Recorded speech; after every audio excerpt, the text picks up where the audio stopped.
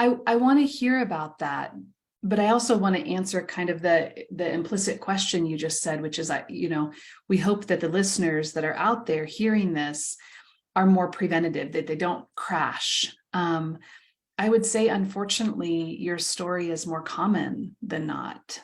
And for many physicians that I speak with, and not just physicians, but, nurses and administrators and techs, they continue to just power through and power on. And it is very much part of that culture in medicine. And it's rewarded, right? It's lauded as you're a hero and you're better and you sacrifice.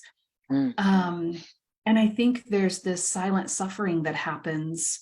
Yes. And one of my hopes in people hearing these stories is that they'll hear your story and stories of other people that have been on this podcast and say, I'm not the only one. I'm not the only one that doesn't want this for our culture of doctors who are also humans. What were your signs that you just couldn't ignore anymore? Maybe there were some early signs that you wish you had listened to. And then what were the signs that were like pounding on the door you couldn't help but listen to?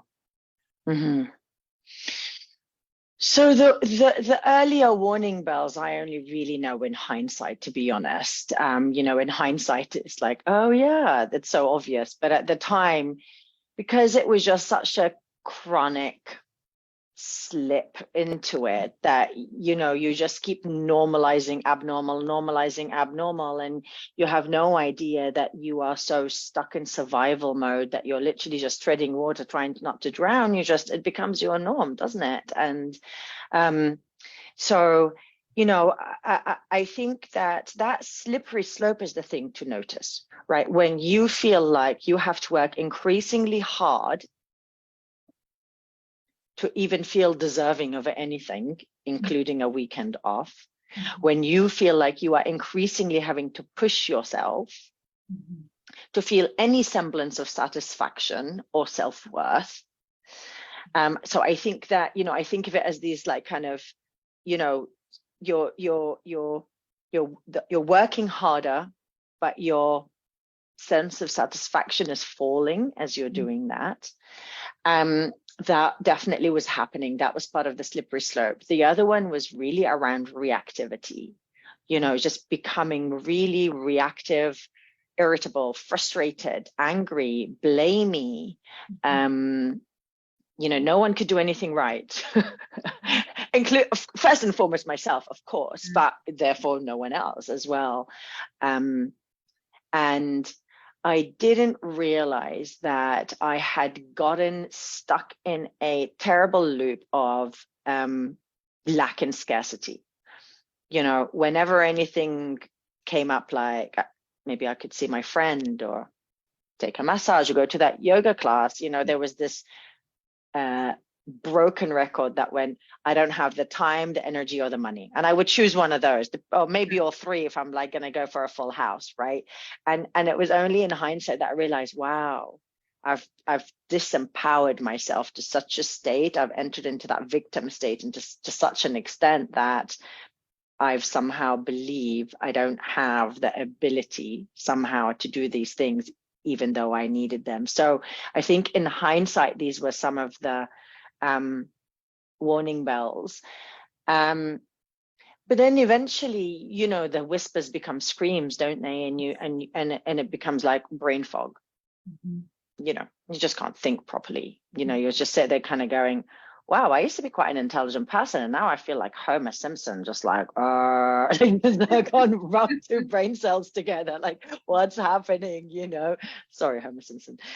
So let me go back and ask a question that maybe listeners would have, which is, when you were on that slippery slope and you could feel like increased workload, decreased purpose, and you were telling yourself what I would call a false narrative, right? I can't do this. I don't have time. I don't have resources, money, energy. Nobody else is taking breaks around here, so I might as well just, continue to soldier forward. What are looking back now, if you're speaking to a colleague and they're like, that's me, that's exactly what I'm feeling right now, that what would you encourage him or her to pause and do?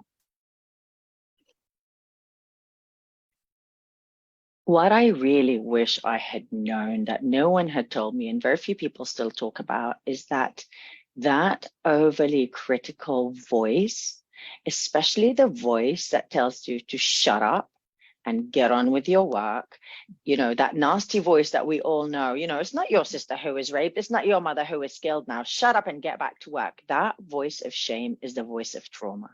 Mm. That is your wound speaking. It is not you speaking. That is the biggest alarm bell, that you have trauma, that you need to do the healing that you need to do. And that healing begins first and foremost by bringing self-compassion, the thing that most of us are missing at that extent of burnout and trauma. We become such extremely self-critical people because we believe we're a failure, because of everything that the trauma, that false narrative you're talking about is actually a trauma narrative, right? And we believe it. And what I want listeners to now realize is that actually this is the flag to say you have some urgent healing to do. Oh my gosh, I appreciate that so much.